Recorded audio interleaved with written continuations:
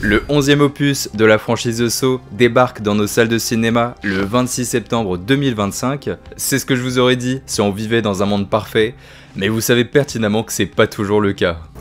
On est au moment de la sortie de Saw 10, et après 2 opus plutôt mitigés, voire carrément détestés, l'euphorie atteint son apothéose.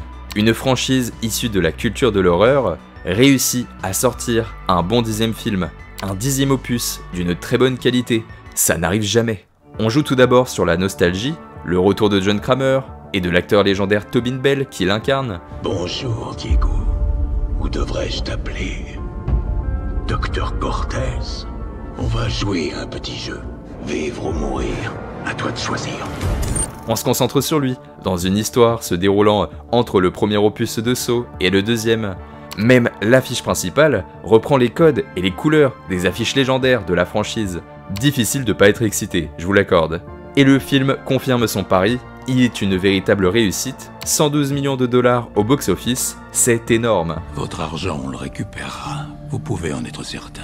Une suite est rapidement annoncée et devait sortir entre septembre et octobre 2024, mais au bout de quelques mois, le tournage n'est toujours pas annoncé, et vous l'aurez compris, rapidement le film est décalé d'une année pour une sortie estimée à septembre 2025. Depuis ces événements, silence radio, on n'a toujours aucune nouvelle, et visiblement, on est encore plus proche d'un nouveau report, voire carrément d'une annulation complète. Saw 10 devait être le départ d'une toute nouvelle trilogie. Saw 11 incarnant une suite directe. Le premier se concentrait sur la relation entre Amanda et John Kramer. Le second aurait certainement développé la relation entre les disciples de Jigsaw, en y rajoutant Hoffman, puisqu'on sait que les relations entre Amanda et Hoffman sont plutôt tendues. You're still dragging your knuckles on the ground. 'Cause I'm not going anywhere. You sure about that? Jusqu'à aboutir à Saw 12. Ouais, ça fait beaucoup. Qui aurait servi de conclusion à la saga et à cette espèce de nouvelle trilogie. En terminant l'histoire d'Hoffman et en reprenant directement après les événements du 7e opus de la saga. C'est un très beau plan, avec une histoire structurée qui aurait vraiment permis d'apporter une espèce de conclusion à la saga, depuis le temps que les fans théorisent sur le fait qu'Hoffman n'est pas vraiment mort, et après tout, il peut très bien s'en sortir dans cette espèce de salle de bain. Au cinéma, il y a une règle, quand on voit pas mourir un personnage face caméra dans les films, il n'est pas vraiment mort. Je reviendrai. Et ça peut ressembler à un fantasme de fan, mais non, ce concept de trilogie, il était prévu depuis la sortie de Saw 10, et visiblement c'est vraiment le plan qu'avait en tête Lionsgate pour reconstruire l'image et le prestige de la franchise. Bon, maintenant pourquoi tout cela, tout ce bordel, bah ça semble être annulé. Les problèmes seraient importants au sein même des studios, ce qui expliquerait le report de la sortie du film, et surtout les nombreux silences radio, car oui, ça fait quand même pas mal de temps qu'on n'a vraiment aucune nouvelle du projet. La dernière fois qu'on a entendu parler de Saw, c'était sur Fortnite, et c'est pas une blague.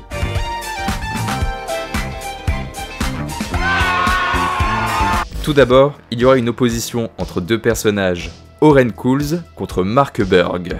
Ces 2 personnes ne vous disent rien, et c'est bien normal, mais dites-vous qu'ils sont très importants pour la franchise Saw, puisqu'ils en sont les propriétaires, les producteurs. Ce sont eux les décideurs. Les décideurs!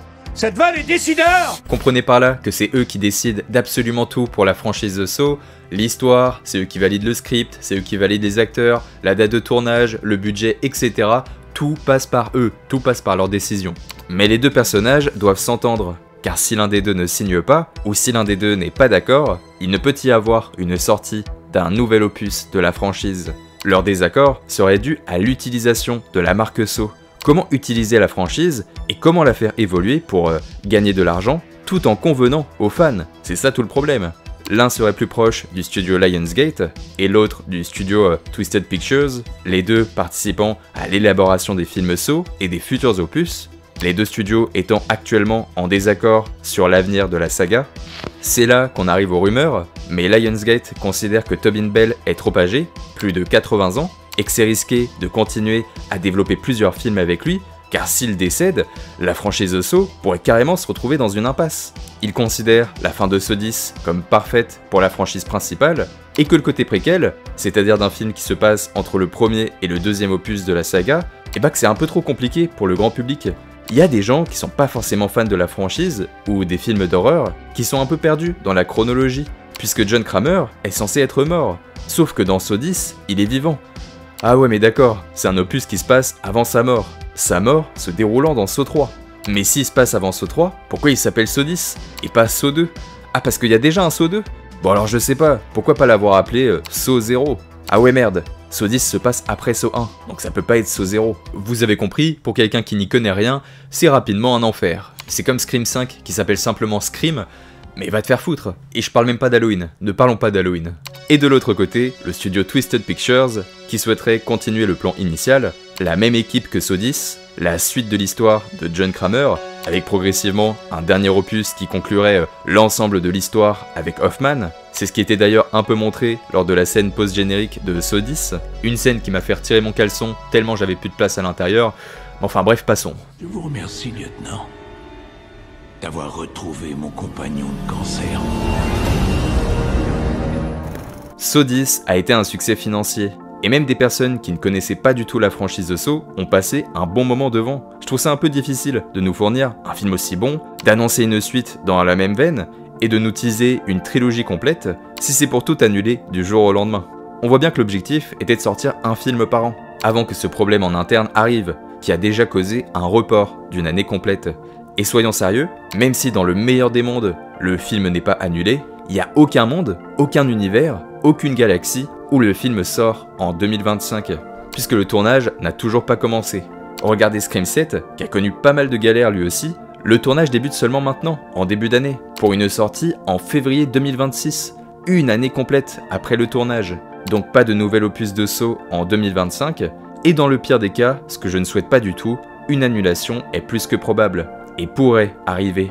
Je trouve ça un peu triste, même si je tente d'être positif puisque Saw 10 apporte, sans le vouloir, une belle conclusion au personnage de John Kramer. J'ai été ingénieur génie civil et architecte une grande partie de ma vie.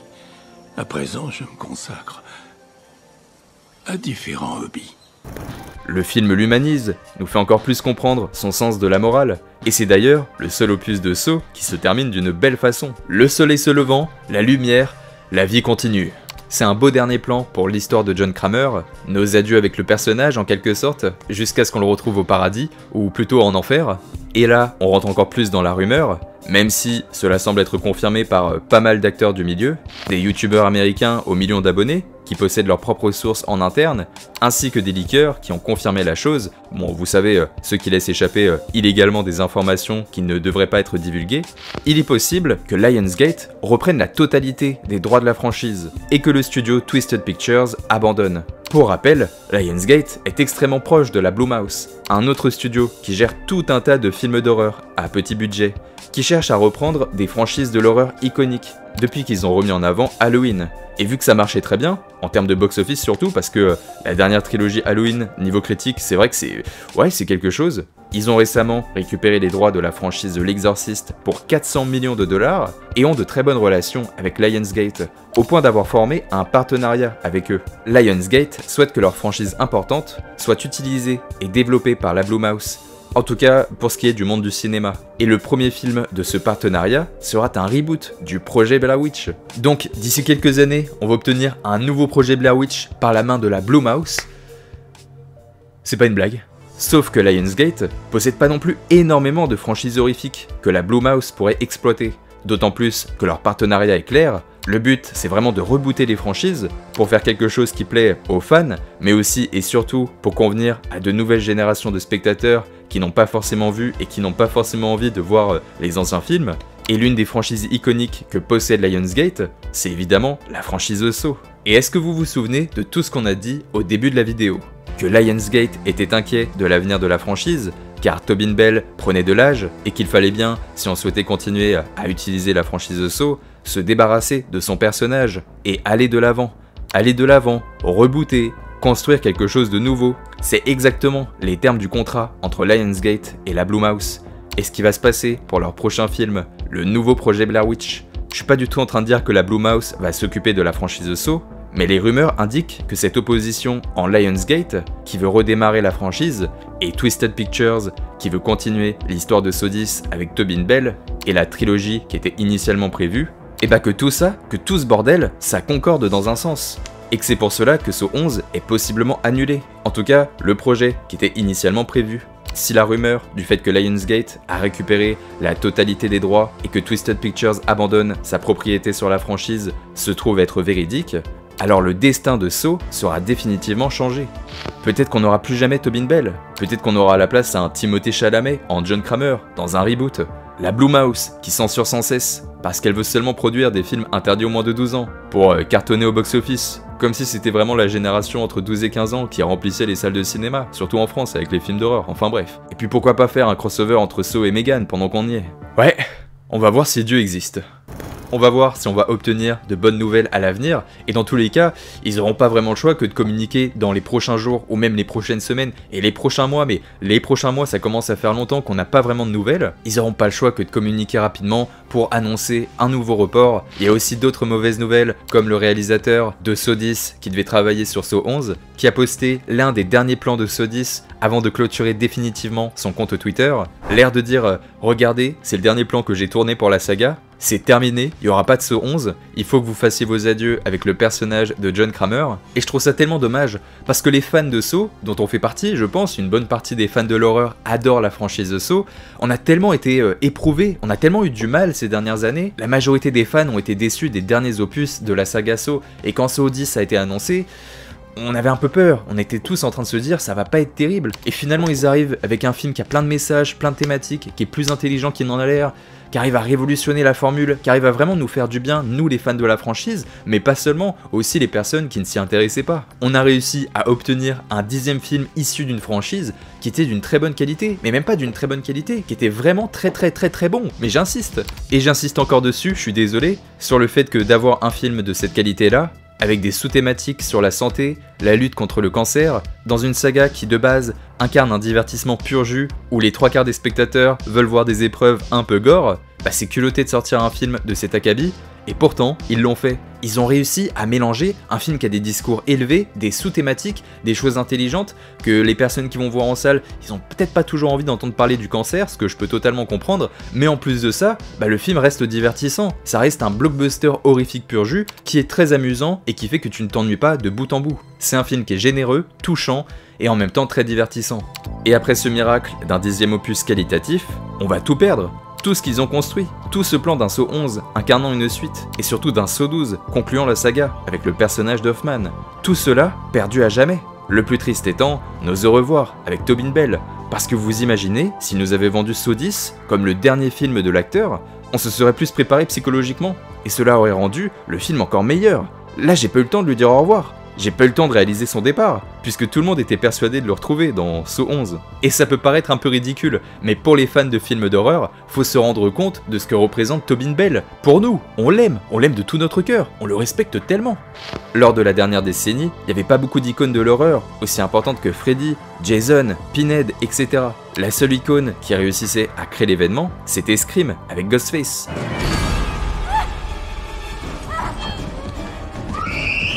Mais en dehors de ça, il y avait personne d'autre. La nonne, à la limite. Mais vous savez très bien que c'est pas pareil. La seule icône qui a réussi à créer un côté événementiel dans l'horreur, c'est John Kramer, Jigsaw et ses disciples. Et il y a aussi la poupée, l'espèce de marionnette là. Et je sais de quoi je parle. Je suis curieux de savoir ce que vous pensez de cette histoire. De mon côté, un reboot de la franchise me déplairait fortement. Je préfère qu'on abandonne la saga, qu'on considère ce 10 comme le dernier opus, et qu'on enterre définitivement la licence, plutôt que de se retrouver avec un reboot, quelque chose qui repartirait de zéro sans reprendre en compte les films précédents. Un film se déroulant en parallèle des événements pourrait également être intéressant, un peu comme l'était Spiral, sauf que Spiral était de mon côté une véritable catastrophe. S'ils veulent continuer d'exploiter la franchise, je préfère que ça soit plutôt du côté vidéoludique, avec un nouvel opus sur les PC et les consoles de dernière génération. Ça c'était cool. Et qu'ils continuent aussi leur collaboration sur Call of Duty ou sur Fortnite. Mais j'espère que tout ça c'est des fausses rumeurs, qu'on se prend un peu tous la tête pour pas grand chose. Là où ils se trompent pas malheureusement, et ça c'est avec certitude, c'est qu'il y a bien des acteurs au sein même des studios, au sein même des personnes qui possèdent des droits sur la franchise, il y a des tensions en interne et ils ont tous une vision différente de ce que doit représenter la saga Saw auprès du grand public. Et c'est cette confrontation de vision qui peut rappeler un peu ce qu'avait vécu la saga Vendredi 13, qui a été pendant de longues années en procès, et c'est pour ça que la franchise a été pas mal absente ces dernières années, et qu'on va possiblement, après de longues années de procès, de négociations, de contrats, etc., qu'on va possiblement obtenir une série qui s'appelle Crystal Lake. Mais même s'ils arrivent à s'entendre, on le voit bien avec Vendredi 13, ça met toujours du temps à sortir, la série devait sortir l'année dernière, la série devait sortir cette année, au final ça a été reporté, et apparemment ils ont même encore modifié le script, c'est un sacré bordel. Donc c'est pour ça que beaucoup de personnes sont pessimistes, parce que en général, les acteurs du milieu qui pensent plus avec le business que avec une véritable volonté artistique au niveau de la franchise, ils pensent plus à leurs intérêts et ils préfèrent perdre leur argent sur un procès avec peut-être l'espoir de gagner encore plus d'argent au bout, alors qu'au final non, ils perdent quelque chose. S'ils avaient sorti Saw 11 l'année dernière ou cette année avec la même équipe, ils auraient empoché 110 millions de dollars, voire même peut-être plus, vu que Saw 10 a une sacrée réputation maintenant. Et la deuxième certitude, c'est le report, qui va à mon avis être annoncé d'ici quelques semaines, d'ici quelques jours, peut-être dans plusieurs mois, peut-être qu'ils vont avoir un peu honte. Pourquoi c'est sûr? Parce que tout simplement, il n'y a toujours pas de date de tournage, et on sait que une fois que le tournage commence, ça met à peu près 1 mois, 2 mois, voire même. Ensuite, il y a le montage, il y a la promotion, etc. Même s'il tournait par miracle début mars, le film ne serait jamais prêt pour le début ou milieu septembre, je sais plus la date de sortie qui était estimée, c'était milieu septembre, etc. Ils y arriveront pas, et ça tout le monde le sait. Donc peut-être un nouveau report, peut-être un report à 2026, mais ça commencerait à faire beaucoup. Je préfère qu'ils soient honnêtes, qu'ils disent qu'il y a des chances que le film ne sorte jamais, qu'ils nous expliquent pas forcément les raisons, mais au vu de ce qui a leaké et au vu des fuites qu'il y a, ouais, il y a des tensions au sein des studios, et c'est encore les studios qui nous font chier, et ça fait mal au cul. J'avais noté quoi? Pas de date de tournage, silence radio du côté du casting, et l'avancée du script où on sait toujours pas où ça en est. C'est une folie quand même, quand t'as pas ces 3 éléments, tu peux pas faire un film. Morale de l'histoire, ne jamais annoncer une date de sortie sans que le projet ne soit véritablement lancé. Et deuxième morale, merci Tobin Bell pour tout ce que tu as fait. Que Saw 11 soit une réalité profonde ou qu'il soit tout simplement définitivement annulé. Personne n'oubliera la légende qu'il est, et surtout, personne n'oubliera le personnage légendaire qu'il incarne. Et dans l'Égypte ancienne, lorsqu'on parlait sous serment, on avait coutume de dire « Si je mens, emmenez-moi aux carrières ». Ça vous évoque quelque chose? Ça ne m'évoque rien. Alors je vais vous expliquer. Si vous aviez menti sciemment, vous auriez subi une période sous le joug de l'esclavage. Qu'est-ce que vous sous-entendez, monsieur? Je ne sous-entends rien. Voilà à peu près toutes les dernières informations et toutes les dernières rumeurs qui entourent le mystérieux projet Saw 11. Mystérieux, on arrive à dire que c'est un projet mystérieux, c'est dur à dire quand même. N'hésitez pas à me dire ce que vous pensez de tout ça, n'hésitez pas à me dire aussi ce que vous souhaitez obtenir pour le futur opus de la franchise. Parce que moi, durant cette vidéo, je vous donne mon avis. Moi, je suis honnête avec vous, je vous dis directement que j'aurais aimé obtenir une suite à Saw 10 avec le personnage de John Kramer et la conclusion avec un Saw 12 qui ramène le personnage d'Hoffman et qu'on conclut une bonne fois pour toutes, je l'espère, une bonne fois pour toutes, la franchise de Saw avant le prochain. Ça, on connaît les studios qui veulent toujours se faire un peu de monnaie. Mais voilà, j'aurais adoré avoir ce plan initial qui était prévu et avoir cette vision de cette nouvelle équipe qui s'occupe de la franchise complètement depuis le dernier opus, depuis Saw 10. Et Saw 10 a tellement été une réussite, moi j'aurais aimé qu'ils prolongent leur vision et qu'ils développent à chaque opus de nouvelles thématiques et qu'ils réussissent à mélanger ces thématiques entre guillemets complexes avec des messages sur la maladie avec ce côté divertissant qui peut convenir à peu près à tout le monde. Mais c'est pour ça que j'ai hâte d'avoir vos opinions en commentaire, parce qu'il y a peut-être des personnes qui pensent l'inverse.